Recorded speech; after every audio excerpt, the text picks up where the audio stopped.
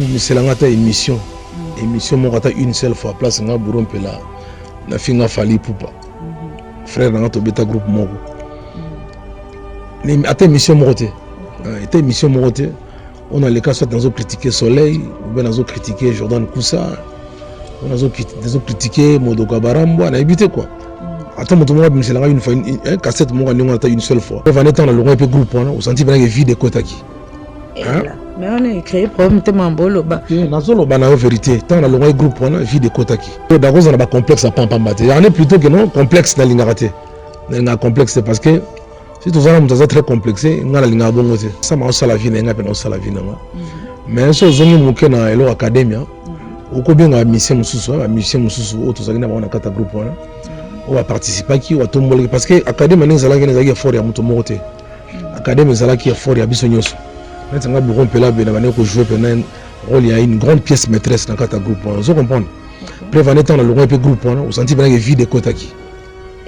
Mais on a créé problème tellement beau là-bas. Nazolo bana vérité. Tant dans le roi groupe, on a vie de Kotaki.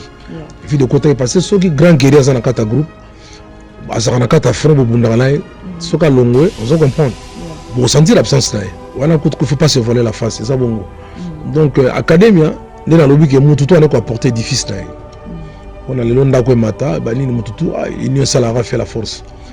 Donc ce qui s'était passé c'est quoi? Moi je pense qu'après première tournée Tobetaka en Kin, moi j'avais ressenti ça, c'est-à-dire par rapport à ma ambition personnelle.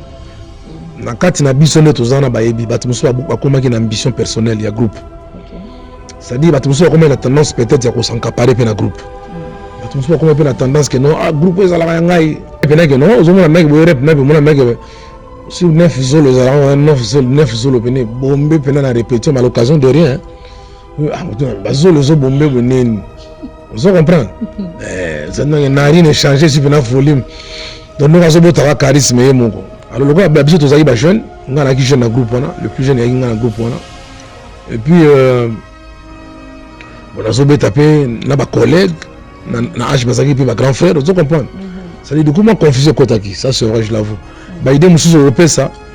Au lieu qu'il y ait peut-être des gens artistiques, des gens peut-être des gens petit. Vous comprenez? C'est fille un ami. Donc on se connaît de la période de Baram. Donc ça fait 30 ans que tu es banni. Tu es banni déjà, donc nous sommes amis, on a toujours été amis. Bon, quand perdre une personne qui était chère et ça l'a toujours passé. Donc vraiment mes condoléances, le plus attristé dans toute la famille a coloqué. Donc tous ont partagé ma ensemble, tous ont partagé ma ensemble, bon, tout le passage obligé. Après le reste, nous avons moi et ça la mabongo. En plus ça quand on pas ôté parce que les quartier latin Mobimba. Quartier latin, nous qui ont fait partie de ce groupe là. Donc na ba homme suspect ba ki ba simana biso na ba bazali donc les ali ko perdre de famille Mobimba. Donc les gens pena ba condoléances pour na biso nyonso surtout bateau il y a quartier latin même si le dans la liste effective il y a quartier latin mais toujours bateau quartier latin donc vraiment ma condoléance na biso ton père de pena c'est important donc voilà quoi on a zali parmi bano nevia beaucoup là ba biso beaucoup là pe bango quoi vous comprenez donc Glody Diasika la mignonne la mignonne Tracy Mbelenga bro Kata. C'est un concept pour vraiment apprendre à chuchoter votre peau. La peau a besoin de la communication. La peau, elle n'a pas besoin d'être négligée. Chez Grace Beauté Cosmétique Paris, nous travaillons pour la restauration de la peau. Ensemble, là, on confectionne de produits cosmétiques pour la peau mate, la peau métisse, pour les enfants, pour les hommes, pour les femmes, aussi pour les femmes enceintes. Quand vous arrivez chez Grace Beauté Cosmétique Paris, posez vos bagages. On s'occupe de tout, on s'occupe de la restauration, on s'occupe de comment vous allez communiquer avec votre peau en toute sérénité. Une plante verte d'Amazonia. Si vous avez des soucis de votre peau, vous voulez une meilleure retraite pour votre peau, vous voulez avoir le langage de la peau, venez chez Grace Beauté Cosmétique Paris. pas, contactez-nous sur notre WhatsApp au 0033 6 23 22 73. Toute l'équipe Grâce Beauté sera en votre service. Zambé, Tolobate, Filokoboy, Tolobate. Nzambe Yo, otani ozolula ya bato. Ya yo pe koki kokoma bongo. Na pomade awa toza. na pomadi awa toza ngai mwasi na ngai piokuma Olingi osomba pomade naturelle awa toza en ligne. www.awatoza. Soit appelez au numéro 00 33 75 11 10 975. Bonne adresse, ya kosomba pomade Awatoza, 70 rue Marcadet, 18e arrondissement, métro Marcadet, ligne 4. Pomade Awatoza, esalami na bana mboka ba congolais, na banzete ya mboka Congo. Bokeba na pirate. pour la province Bamolé, Mupende, Sinapetolo, Somba gamme ya pomade Awatoza, masse yango na ba parti oyo olingi evimba. Sima ya 3 mois, on suit résultat. Salut. La pomade awa toza mwasi na ngai pakomi nango kibokoi na pomade awa toza. Bonjour, bonsoir fidèles de Lengia Congo, bienvenue dans votre émission qui est présentée par la vôtre, Audrey Luzolo 3 fois sucré, la battante au fait. Biso et Lengia Congo, tu es là, nous toujours bas. Actualité au fait. Donc, tu as la information, mais vous êtes trop sûr, vous allez en jamais dessus. Avant de commencer mon émission, j'aimerais saluer mon pasteur Joël Makoba, Georges Kunwani, vraiment là moi trop te pour na kananga, salam biska bazali à ma maman chérie Antoinette Minoko, de gros coucou à mon boss Mbelenga, au batutu Mbelenga Pro. Et puis, il y a toutes les personnes qui sont abonnées à Elengia Congo, Bozara de citer, en tout cas, au PSA Biso, Tanabino, Yakolanda Bino. Aujourd'hui, je reçois pour vous Borom Pela. Avec lui, on va parler de tout, hein. Donc, Awato, Bombelo côté. Tolobanian, sauf rien. Déjà, je m'en vais saluer mon invité. Bonsoir, Boro. Bonsoir Audrey, bonsoir. Boni. Tourné au Angola, après Angola au Zongi, Mbalamoko studio, bana kin, bana partout, on s'attendre à nini. En tout cas, on s'attendre à la promesse, on a promis à Bango. C'est-à-dire au monier après avoir colonné à Poto, Kozong, à Pemboka Bakoko. Donc, on a centre plein en Banzanko, on a en Colombie, donc on a Zongaki. On a promis à Bafan, Baoto Balandabiso. Que non, il y a quelque chose qui est en train de se préparer, quoi. Donc, vous allez goûter, vous déguster bientôt. Moi, parce que chaque année, c'est un tout ça, la blanc, et ça a l'air bien. Donc, voilà, quoi. C'est plus une optique, quoi. Une optique, il y a studio, et puis comme ça, album, il y a Sika. D'accord. Déjà, générique Kalamingete, c'est pour quand déjà? Générique Zobima, on a coupé sa date maintenant précise, c'était pourquoi? Parce que maintenant, on va fin novembre déjà, et Obima, parce que bando qui me soumet là, il a bloqué baninga mona balale liango. Alors pour nous payer ça bando qui nzelate. Karabi so bane balembonge bana nzamba mpongo tolendo bana yanza kombanza nyambe. Donc toujours mon stratégie ça la remet d'ici là. Ba novembre ti ba décembre et côté sa bisoti na générique on a mbanza Congo zoya. Donc basé la kanga, base à la passion. Novembre donc déjà tous à la marché, on appelle à travers ba médias nyonso déjà. On sera bien présent. Donc générique on est des mbanza Congo ti côté sa ti ba décembre ti ba date mususu. Donc voilà.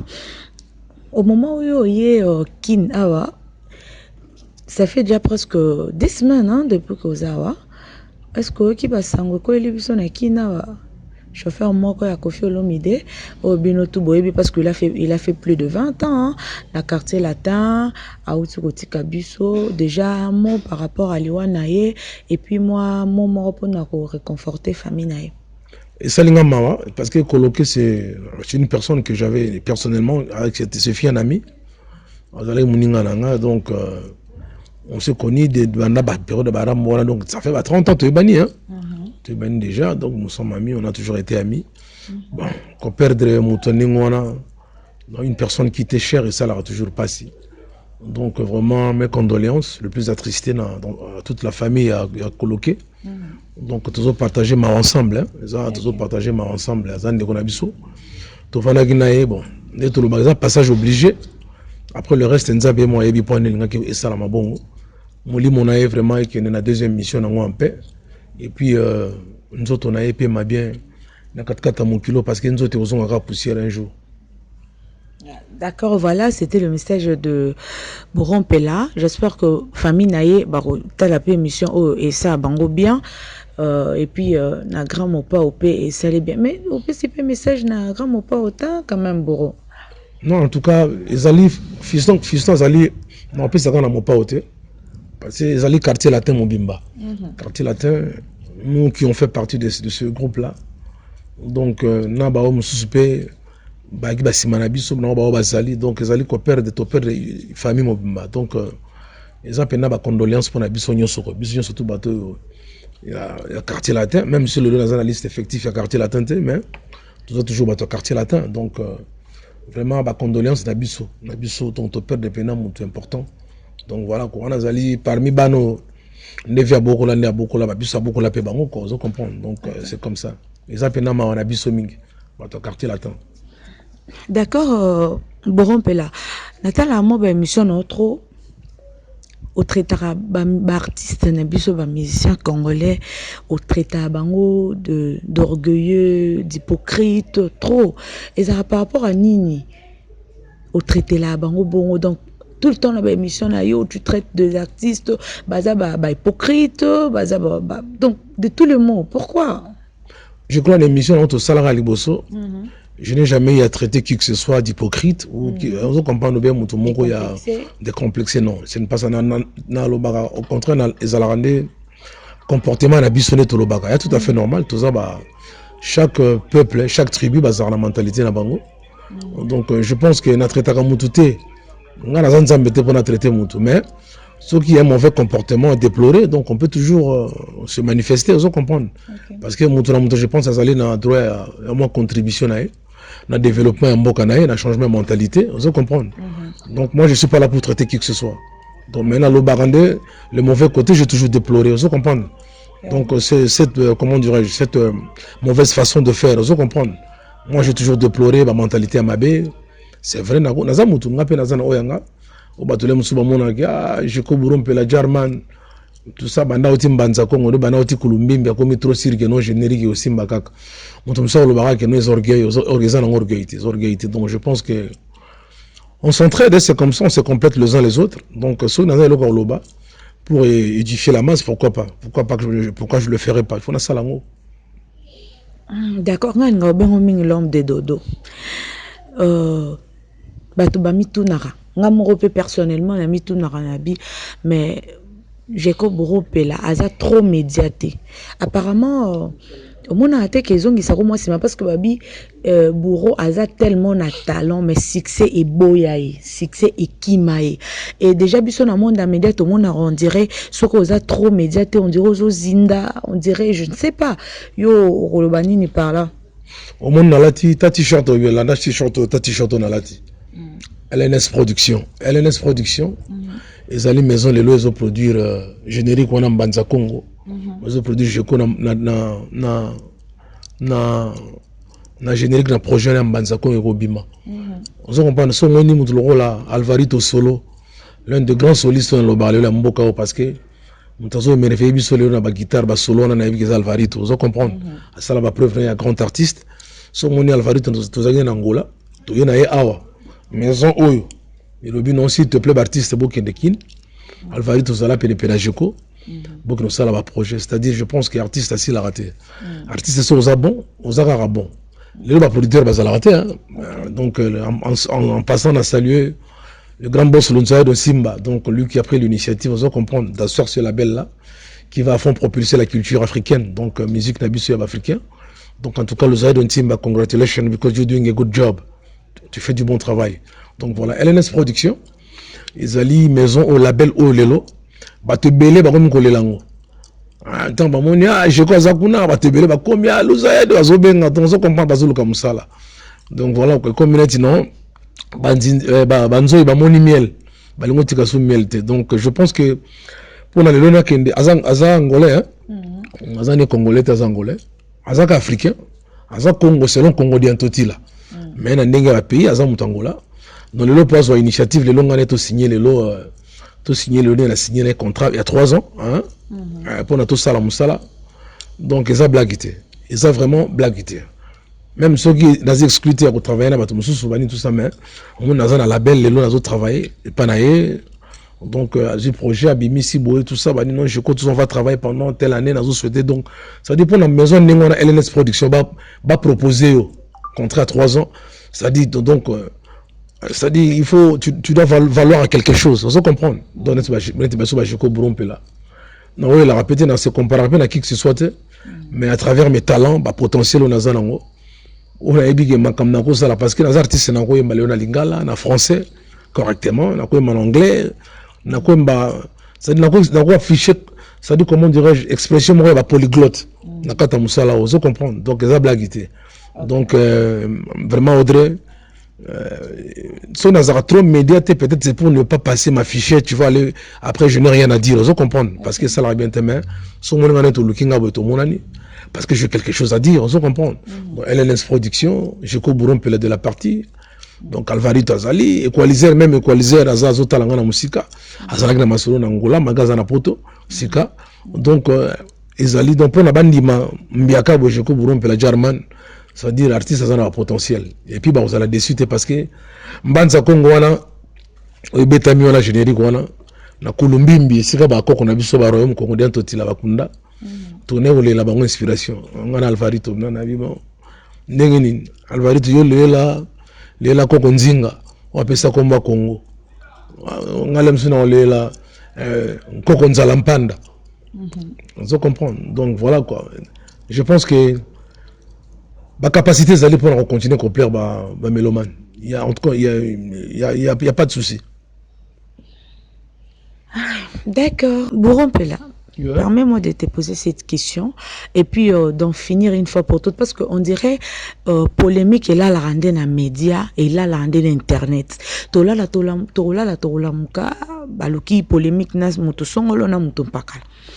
Nazala na un peu de fois na on a yokate en privé au polémique na mutu moko qui que ce soit na ebité mais internet oyo ils a toujours kaka aloba ki asala ki azong sebo si ça na likambo lelo eza nini yona frère na yo Fally Ipupa o lelo ba la musela bino polémique donc partout ça se dit que bourreau contre succès il y a évolution il y a ndikona Fally Ipupa o ba utane quartier latin ensemble.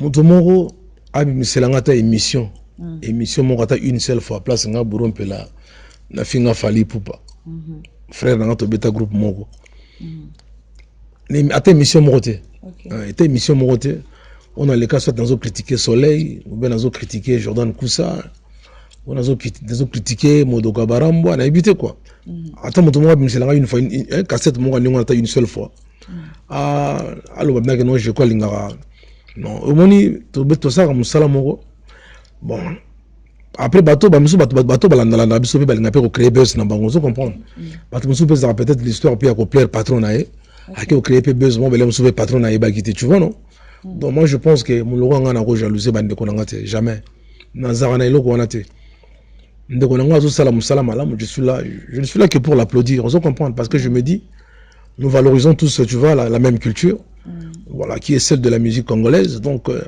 mais à quoi sert bon que ngana kota na ba envie tout ça na on a envier ba tout vous comprendre c'est pas bon c'est moi c'est pas de moi et puis je n'ai pas été éduqué comme ça et puis je n'ai pas non plus été élevé comme ça et on va laisser la convoitise on a ça c'est pas moi j'encourage tout le monde du moment où tu as mission tu es belé hein tout ça la musique na biso ya Congo bien ça les musiques na bien c'est bien.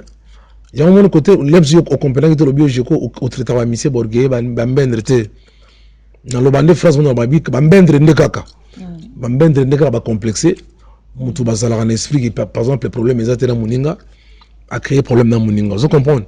Donc voilà, mais comme dans un ben traité, comme dans un appel noko, dans un appel mon appel descendant appel ya ba Congo d'Antoti là. Naza ngana créé la polémique dans batute. Moi c'est pas mon niveau d'aller créer la polémique dans ba master. Non.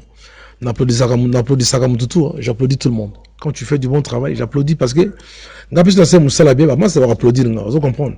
Donc ba bloc on a la polémique non le bien ça c'est pas moi. Vraiment je m'abstiens catégoriquement dans ngablo on a la polémique. La polémique sur bêta musique bien. Ou pas bêta qui passait plus que la concurrence loyale a toujours été permise, donc voilà. Bako comparer biso na ninga loyauté na ninga fauboulté. Mais après le reste moi j'en ai rien à foutre. Donc on a polémique te baninte. Dans un oko, dans un grand oncle. Oncle pena donc guerre pena buna guerre de 14 à 18, 40 à 45 et puis attendre on a principe né à Galatie 5. Chacun portera sa propre charge quoi. Donc dans un pena bongo, dans un pena donc vrai oncle. Donc bablo on a ba convier via baninga, convoitise de via baninga za malamute. Donc moi je fais mon travail dans le lobby que Mbanza Congo. Et Betami naza content Alvarito solo a gratté guitare d'Angers. Donc voilà, ils ont ma bête, ils ont bien, ils ont ma bête. Donc, donc c'est comme ça. D'accord, José Kabemba, le vieux garde-robe, le numéro 1 de l'Amérique du Nord, Bouro Yeyo. Papi Mokikine, me silité dans Londres, Chico Mawatu, Rifram la douce, BM, Irazawi, Mokuse Atalo. De l'autre côté, il y a François, Nanamuna Bongo, Limba Kamo, les représentants, Mobali. Donc voilà. Bon, notre émission Mobona Samchinto, semaine passée, je crois, a déploré, en fait, aux Zonga qui n'est moi Moukien Academia, parce que ils appellent quand même, ça fait partie de ton histoire aussi, hein. Il faut qu'on en parle. Abi Azaki, c'est lui qui était le dirigeant. Binomor Bochaki Ewana, étant que dirigeant. Mais après, il y a que Simba sous-souté parce que le débit déjà, il y a histoire en Ozaki Mabé. Donc c'était mal parti. Et après, Moutuna Moutakoma Koluka Rosala qui y n'a pas naé. Yorobanini, pour na Sam Chinto Alubaki. Naza n'attend que polémique na Sam Chinto te. Parce que ça m'a aussi la vie n'a pas la vie n'a. Mais ce zongi mouké na Elo Academia. Oko bien nga mission mususu auto zagina ba na kata groupe wana o va participer qui o tombola parce que académie nezala ngene zaki fort ya muto mokote académie zala ki fort ya biso nyoso na tanga bu rompela be na bane ko jouer pena rôle ya une grande pièce maîtresse na kata groupe wana vous comprenez prévenez tant le loin pe groupe wana o senti bana ke vide kotaki mais on a créé problème tellement bolo ba na zolo bana vérité tant le loin groupe wana vide kotaki parce que ceux qui grand guerrier za na kata groupe Azana kata front bundanganaye soka longwe on se comprendre bon sentir l'absence là voilà qu'il faut pas se voler la face c'est ça bongo donc académia n'est dans lobby que mututu ane ko apporter difficile là on a le londa ko mata ba ni mututu il salara fait la force donc ce qui s'était passé c'est quoi moi je pense que après première tournée to betaka na kin moi j'avais ressenti ça c'est-à-dire par rapport à une envie ambition personnelle hein. Na kati na biso ne tozana ba yebi batu musu ba komaki na ambition personnelle ya groupe. C'est-à-dire batu musu ba komaki na tendance peut-être ya ko s'encaparer pe na groupe. Batu musu ba komaki pe na tendance que non groupe ezala ya ngai. Batu musu ba komaki pe na tendance que te ngane makambo nenga. C'est-à-dire mon amta komaki na ba idée belé. Bonnet nga bela zaki na posa pe na ko s'encaparer na groupe te parce que nga zaka na version na groupe ezaka pour apporter. Na ouais la groupe te comme nga ba ni moi c'est pas mon problème tu vois mais et comment il peut que non, on a mec boire na be mon mec si 9 zolo zala 9 zolo pene bombe pene na répéter mais à l'occasion de rien ah bazolo zo bombe benen on se comprend ça n'a rien changé si pena volume donc nous avons beau charisme et mon ah mais bah nous va faire ni ah mais or si vous la première tournée de Salaga bah envie déjà on comprend de Kotaka faut te le la vérité pour nous améliorer ma cam bah envie déjà Kotaka c'est-à-dire nous avons besoin de ce groupe dans les vous comprenez alors le gars besoin de ça jeune ngana qui jeune dans groupe le plus jeune il dans groupe et puis bon azo betaper na ba collègue na âge bazaki puis ba grand frère vous comprenez c'est-à-dire du coup moi confusion kotaki ça c'est vrai je l'avoue ba idée mususu européen ça au lieu que na ninga ba peut-être ba jugeant peut ninga artistique de bazo jugeant peut-être na ninga aya da petit vous comprenez or tant que vous avez ba collègue vous ça là tout le monde bana ba 20 ans mindele aza déjà milliardaire aza déjà mokonzi ya compagnie ya société moko bozo comprendre c'est juste la structure les autres faire fonctionner ba musala donc nga na boya kinde ba tant que tu tourner tant que komi comment dirais-je mikili tozongi susu na senti na réunion moto sala ko comment il ba vie personnelle et puis ba quartier na ba quartier hein okay. Et comment qui na ba les on dit na lito ya mutu na bino ta nga biso to ba ta quartier tel ozo comprendre mutu na biso photo PC ID tel oguna pe ba te izarande oguna yende alors nga pona comment qui moi désordre ozo comprendre du coup na mona déjà que ambition to zalaki nango ezalaki souté et puis de deux faut reconnaître un truc on a tous été gérés par un label à l'époque. Ce label-là fut l'un des grands labels en France, vous comprendre. Okay. C'est-à-dire c'est un label qui égorgeait pas mal de grands artistes à l'époque là en France. C'est-à-dire les gens comme les Passy, Doc Gineco, Stoumi, Buxy. Avant de battre ma solo hip-hop.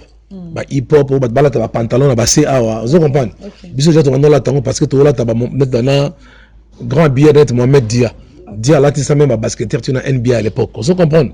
Tant battre monsieur bazana na groupe battre bisous na académie tout là t'as hip-hop bambate quoi na C. Parce que tout ça na Doc Gineco, Stoumi, Buxy, Passy tous ces mondes là, vous comprenez. Bah tu me souviens de rêver bah on bisous tout ça qui na 4 il y a showbiz déjà musique, vous comprenez. Donc tant toujours banana structure moko boye et ça qui va massa musu comme ko la lo ngai sala nga mawa. Nga lo ngeka pourquoi parce que mawa na bi nzambe moli mon abi sona ya oyo boma congolien totila utopesa bakoko ya congolien totila mu Congo ezongi ekoti voilà kibongai ne fabrica salobaka la pesi maestro mbote skazali donc ndenge elo magane kibongai tange ekoti nga na bite na yebi kitoza sona une année te alors lege na yo ka soni avant donc kukonda na boala kumfutuka bayaya vous comprendre kukonda na boala kumfutuka do na longo nga déjà quoi nazonga na mboka de moment nazonga na Jacqueline parce que na yebaki ko simbate et puis c'est vrai na qui na raison parce que ba collègue musu ba tokuta na ba pesa nga raison lelo non je ko mona ki déjà vision bien avant vous comprendre dislocation zala qui déjà nga la ba Rolling Stone avant ba Carbona mais ils avaient quand même pris un bon temps tu vois de réaliser pas mal d'albums vous comprenez après pesi mutu na mutu comment dirais-je monopole que non ko sa lelo na mais tant que bobandelo ko même pas une année et demie déjà ba on vie commis ba nini alors nga comme na yuma te na boye na ngalem suke no les années yaki peut-être nazo sala intel tu vois donc on a bien danaki nazo qui recule là tout cas c'est un bon terme na ba master tout cas un bon terme c'est na moni samchin on se salue c'est na moni modogo on se dit bonjour ba tout ba mboshi li passe ba jiro bas mbuma tout ça boko ça peut ba featuring mais parmi des bozai qui on a peu poni ata sam ou bien modogo ou somonol je sais pas qui au sali peut featuring nai les loso qui LNS production maison label wa muneno ya ngola oyo ba ebisima ke no burompela kene luka chanteur telo yemba na be boss lunzado ntimba proposer nga mais pourquoi je vais refuser non refuser ta donc nous koyemba vous comprendre non bah bon LNS production ba tininga je crois kene koyemba na tel artiste donc voilà c'est faisable pourquoi pas toujours valoriser va art donc ba bloc on a ba complexe on a ba te motifo za na Galaxy 5 chacun portera sa propre charge ce que potentiel là yo ba benyo yemba keno yemba obanga nini vous comprenez donc c'est ça non faisable. Mais quand on te traite de têtu, pour babine quartier la tête aux arabes donc aux arabes tellement têtu au bandai commis qui tisate na académie pe bat bormi lo bababi donc têtitesse no route on a quartier la tête au yena on académie on sala que au longwana bien avant parce que comment on a raté à on se soumettre été non il comme têtu il comme ba dignité tant to uta na famille on a na dignité na yemne ba colissé vous comprenez on muso ko na pondo mère na yangwana ga linya vous comprenez mais mutu muso akola na pondo mère atiki na pondo mère azo obligé venir se rabaisser na ba niveau moko bozo comprendre peut-être pour accéder à un tel niveau voilà à un certain niveau je veux dire vous comprenez donc mais nga naza ezala ngolika morgaité ezala likambia naibi nazana ni quoi je ko burompela jaro stafare mona nzambe naibi ke nazama ne balembongo nzamba mpungu tolendo ya mfumo kimbangu na zonga pana mona koko nzinga mona ya nzala mpanda vous comprenez mona koko mpadi bakoko bana na biso na bakulombembe mbanza Congo donc naibi ke nazama wana bango alors na ko na ba complexe à pampambate ya ne plutôt que non complexe na lingaraté na complexe parce que si tout ça nous très complexé ngala linga bongo c'est parce que matériel les attaques qu'il faut comme ça au communauté yuma mo mbendre vous comprenez et comme que non patron no pe musala ko beto pe makofi on les a mabé, vous comprenez? À tout salir, moi, même patron, nous bêta, yo, banina. Non, il faut n'ami qui t'akakate, et les capitrotés, vous comprenez? Pour mettre ma bille sur le terrain, les blocs, on a dit. Au moins, vous gagnez, je viens, je te respecte. On a respecté la structure, bah, comment dirais-je, bah, règlement d'ordre intérieur du groupe, je vais respecter. Parce qu'il y a des groupes, par exemple, où Kofi Olomide, on a respecté, bah, ninae. Mais patron, nangai, né à lobby, dans le quartier latin, ça l'a Kofi Olomide. Donc, on n'a jamais un patron, ou bien un chef, dans le quartier latin, non? On a marché bongo, on a marché bongo. D'accord, tu as déjà vers la fin, tu as 2-3 questions, tu as biso. Pour la musique congolaise, numéro 1, parce que tout le monde, ça m'a fallu, pour la yonde, tu déjà, les numéro 1. Yonde, on musique, ils ont marché. Numéro 1, yo, channel. Non, au moins, on a analyse, un professionnel, on a l'analyse que nous avons le pouvoir de publier le numéro 1. Vous comprenez? Nous avons le pouvoir. Mais, toujours qu'il faut apprécier, master bazo musala bien. Vous comprenez? Donc, master bazo musala bien, ils ont m'habité. Attends, moi, on a besoin d'une nosbi. Autobota minae. Autobota, moi, autobota. On a moins l'éléphant autobota parce qu'on l'a vu grandir. Il y a une balle au bané bon côté. Il y a une balle bien petite. Non, azalek na biso. Il nous dit, bon, il nous dit, tous âge mon côté, azalek na ngai. Vous comprenez? Aza collègue, mais tous âge mon côté. Azalek na ngai, c'est mon petit frère. Aza kutu moi, on a de l'aime sous moi dans l'université. Tous en l'aime sous bazapé, bazapé âge mon côté. Vous comprenez? Donc voilà, tous âge génération mon côté. Il y a un petit Kofi Olomide sur le bique. Kofi Benga petit qui n'a pas besoin de commis, ils habitent. Vous comprenez? Donc il faut bien besoin de se rappeler battre dans place. Donc on a apprécié la musique à Inosbi, on a apprécié la musique de Makasi. Parce que nous avons un monde de Hollande, nous avons en tout cas, ça l'a bien, vous comprenez? C'est-à-dire, biblio qu'on a à la TV lobby que non, tel numéro 1, tel numéro 2, ils ont bien été. Tu veux valoriser la musique à Congo, hein? Tu veux valoriser la musique à Congo. Parce que la musique est si la raté. Parce que tu veux que la musique, monsieur Beta Kala. Hein? La musique, monsieur Beta Kala, il est là, il est présent. Nous avons Mario So, on a dans la fête. Et bien, ça va nous coller, nous avons tous les lois, ils ont bêta malelo. Vous comprenez? Mario, na lembi, on a bakini, mamamona. Donc, musique, c'est non, être aimé à la musique, mais à travers ces heures, il s'immortalise. Vous comprenez? Donc, qu'on a numéro 1, non, c'est vrai qu'il faut qu'on reconnaisse que non, tu bien les lots. Vous comprenez? Mais on a pouvoir tel dans un numéro 1, pour fabriquer sa musique très bien. Héritier Watanabe Montona Tembe pas sauver ta musique bien. Robinho Natal Rapé pas sauver ta musique très bien. On se comprend. Ferrego là taper musique très bien. Faire un munkulu abankulu souverain maximum j'ai bien piano. Banda ndoule. Tu la sala va œuvre. Mais ça soit. Te ba œuvre zali. So qui na jibele na Côte d'Ivoire na Zambie au sala plein. Parce qu'ils allaient statut à musique. So qui na vie na bangia mamanka na Weranson. Taper ndoule bien. Donc ça les musiciens c'est belé. Tous ces belé dans bloc on est au Lubakeno. Au Lubakeno on a ébé na zo ba numéro. On est dépend en opinion mutu. Mais moi j'apprécie tous les artistes congolais qui font de la bonne musique, c'est comme ça. Donc voilà. Oh voilà.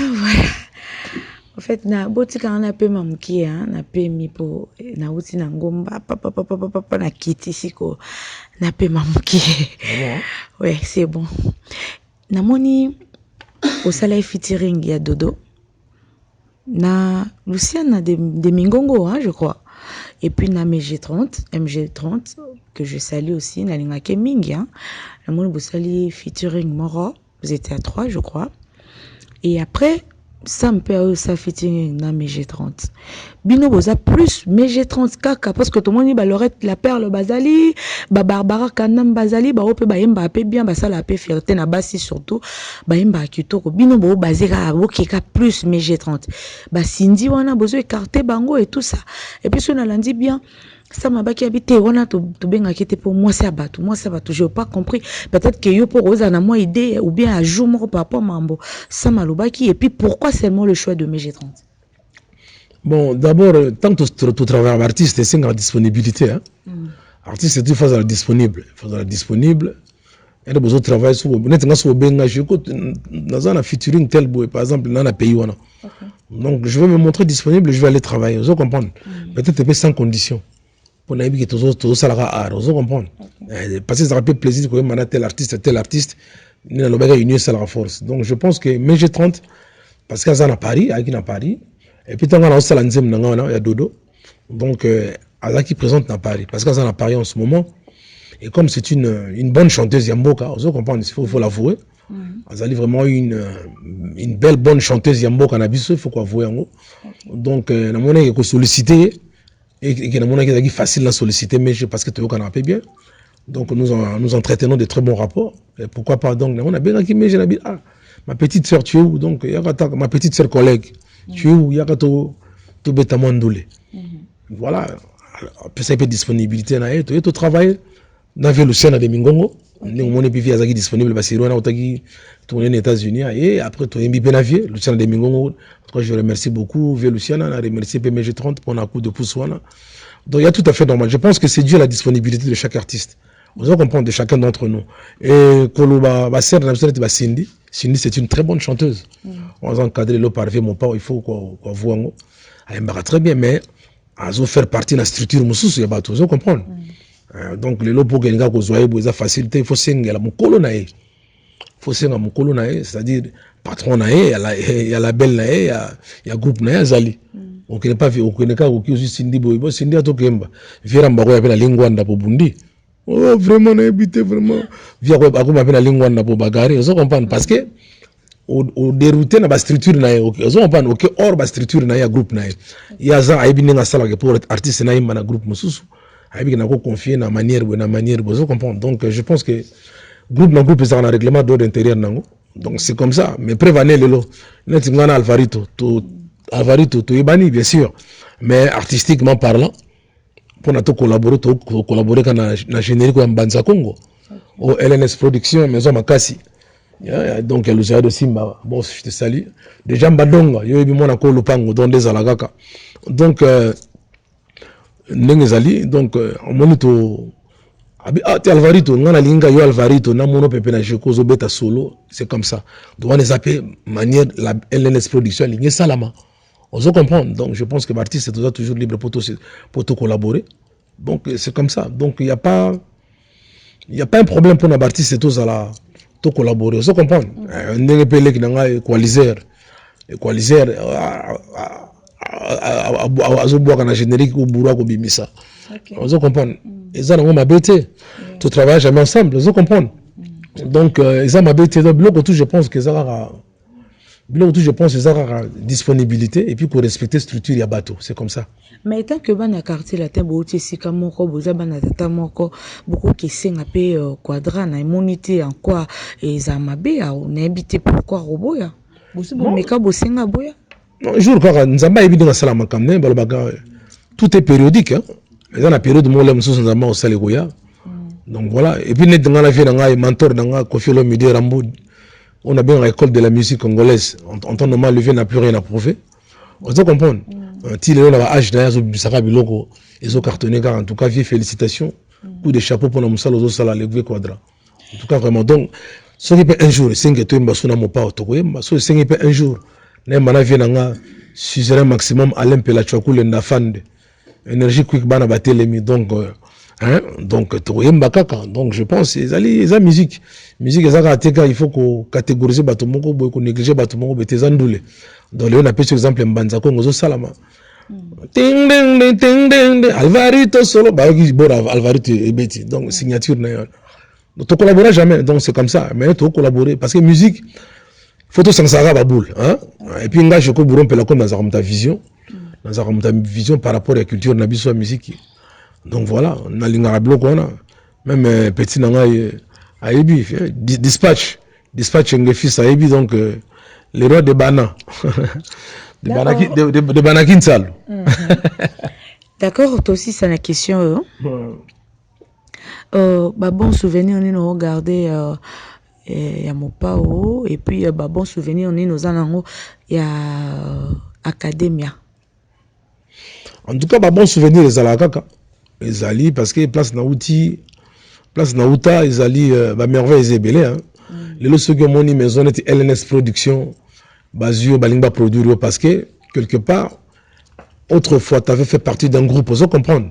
Ou propulsé qui en tant que Joko Bourron peut la sur scène. Donc, souvenir les belé à bien. Il y a bien belé, côté Naouta, je ne regrette de rien parce que là, on a Abidjan, on a Gabon, on a Kenya, Cameroun, nous avons très bien accueilli. Vous comprenez. Ok, même dans le pays, nous sommes anglophones. This is the guy who created Ndombolo, man. We know him, we remember him. Now, the guy used to be on stage with Kofi Olomide. Vous comprenez. He used to do a good job. Bah, féliciter pour avoir vu Joko Bourron peut là. Donc, c'est-à-dire, CV Zali. Ce CV Zali qui était LNS Production des Aboy. Mais ça, moi, je suis vraiment en Angola, quoi. Il y a rare, tous à la maison, dans le Congo, dans le Congo, dans le Angola, Gabon, tout ça, ils n'ont pas si trop. Vous comprenez, mais l'initiative africaine, la culture en Boka na Bango, c'est encouragé. Vous comprenez. Donc, sur la zone, donc, c'est comme ça. Donc, bon souvenir, les alliés à côté de Naouta. Bon, côté de Zalara, c'est vrai. Ma belle Zalara, Bola, on peut Zalara, mais Bola, on est au Charles Bosso parce qu'il y a un de ça, les autres, Moussabiso. Donc, souvenir à Bola, mes yeux belés trop. D'accord, merci beaucoup. Tout ceci, c'est une émission. Moi, dédicace, numéro contact, et puis un mot. Namaram, tout n'a tout nioté sur Koké Kobaki, ça ne fit qu'un mot. Poto Kabwana. Non, on a pensé qu'à Bamassa, on a dit qu'il était à Las Vegas, grand guerrier. On a pensé qu'il était ici, Kazali. Et puis, sans oublier Samy Liao, Ghost. Ghost. Donc, génie, quoi. Donc, on a pensé qu'il était ici, Kazali, Batunanga et tout. Donc, José Longa, le consolateur, Nakata Paris. Donc, on peut tout le projet, parce que tout le monde a 10 chansons. Oui, c'est Salamakala. Donc, tout le monde a manière de collaborer avec LNS Production. So, peut ça l'année pour avoir un bima et vous allez bon. Vous comprenez. Donc, voilà. Donc, parce que la musique, c'est toujours union. Donc, José Long, on appelle son beauté. Fait le président d'homme dans l'île. Le président de tous les présidents fait d'homme dans l'île. Donc, bah, ça n'aura jamais, donc, racine, quoi. Donc, fait ma mot à trop. Showbiz, double M toutefois. Babi, double M toutefois. Babi, da dimanche, Max, dans l'île, tous les jours, donc, ils ont une là. Donc, place de maman. Si tu as aussi la bablo, à danger de déguster. On a toujours eu l'habitude de déguster. Donc, mon ami double M, je te salue de loin. Donc, Loulou Yolo, tout fallait célèbre, je salue. Bah, bienvenue, Makoso, Bazali à Paris, dans l'Écosse, Moukoko, à Bruxelles. Donc, Grand Moutou, na PC Bambote, à Claude Pires. Donc, on a battu Belé, Bande Konangatu, en tout cas, c'est la Mbanza Congo Zoya. Mbanza Congo, Pene Zoya, générique, on a Mbanza Congo. Et Zoya, vraiment, il faut casser Barak, quoi. Parce que tout le temps, il faut sentir, il faut ressentir ça. Et là, donc vraiment, Mbanza Congo Zoya, vous ne serez pas déçus, fanatique Nabiso, Bolinga, la musique congolaise. Donc c'est du bon qui arrive, c'est du lourd qui arrive. Olivier Doumou, de la Doumoution, je te salue là où tu es. Donc puis voilà, on a participé Sylvie Balaguera, manager en espagnol. Donc mon équipe a projet c'est belé, qu'on a appelé ça projet mon wabenga ngo flamenco. Tu as parlé qu'il y a les manager en Espagne, voilà, à Castillon, Sylvie Balaguer. Donc vraiment, je te salue là où tu es, maman. Merci pour tout le travail. Donc voilà. Mbanza Congo bientôt, donc mingi boss le Nzaya de Timba. Le Nzaya de Timba de Jambandonga.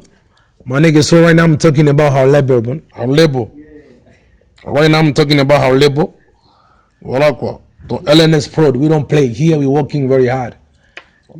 And then definitely, my bro, if I need to promise you something, we're gonna make it. Big is coming soon, is on way.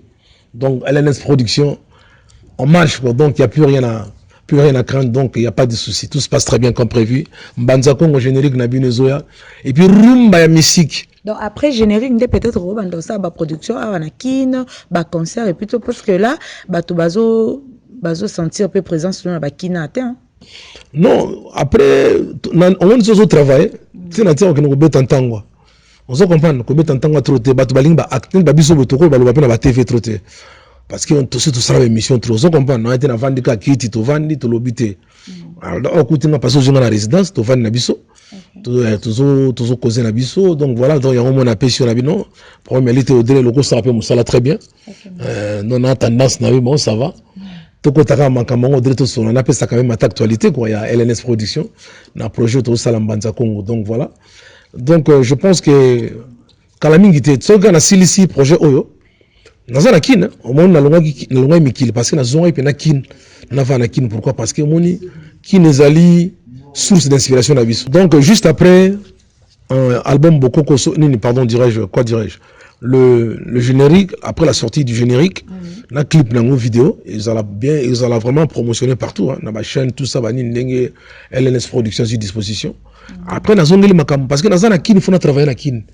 Dans Banza Congo, on a Kulumbembi. Vous comprenez?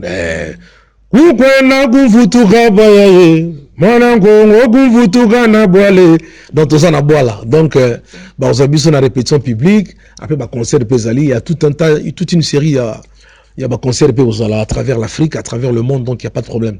Donc dans le Congo, bande konanga tout ça dans la bino, après Mikila peut excès. Elle m'a les gars hamburger, mabunde de film, tout ça vanine, ils ont quitté inspiration. OK. Excès de ces mots, photos ça on a mboka peu. On va dans nzinza les c'est la famille. Ils en ont rien. Ok, d'accord. Merci à toutes les personnes qui nous ont suivis. En tout cas, tout prêter vraiment attention à Bango et Lengia Congo. Et ça, là, un grand bien, un grand plaisir. Vous allez toujours awabo qui si comme sous-souté. S'abonner massivement à Lengia Congo. Et ça, biso très très très bien. Merci à ma grande sœur chérie Sylvine Tumba Motema Marcel Mazamba na Inès Sana na Bakongo Bambo Tebele na Clarisse Masevo Motema ya na Bombaye Mwazuazua Mwebele alinga ate na Batlanta na Bambo Tebele na Chiko Mawatu Jika José Kabemba ye pena mutasi singa mo charge à loyer na Atlanta ngapi Jer Kuba zali Jer Kuba za na Atlanta Jer Kuba. D'accord. Salutations là où t'es mon frère. Non, ngasko Jika José Kabemba le vieux garde-robe à Montréal wana na Montréal. Ngapi na Boston pe. OK. Na Boston pe José Dio, l'enfant propre. Venanga Chico Zinken na Michel. Okay. Donc voilà quoi, batunanga la salutation belé. D'accord, Irazawi ya mkusi ya talo Bambo Tebele Désir Mbungu babi mwasa mwindu moninga Romeo Matadi garçon plaisir le mbinga de Bakongo Bambo Tenabino yango wana. En tout cas to clôturer émission oya lelo wana pona batutu balingara Elengi ya Congo pona batutu balingara Audrey Luzolo la battante ngapena lela bino fort. À la prochaine, bisous, bye. Elengi ya Congo Glody Asiga la mignonne hey la mignonne Tracy Mbelenga bro Tracy Mbelenga bro kaka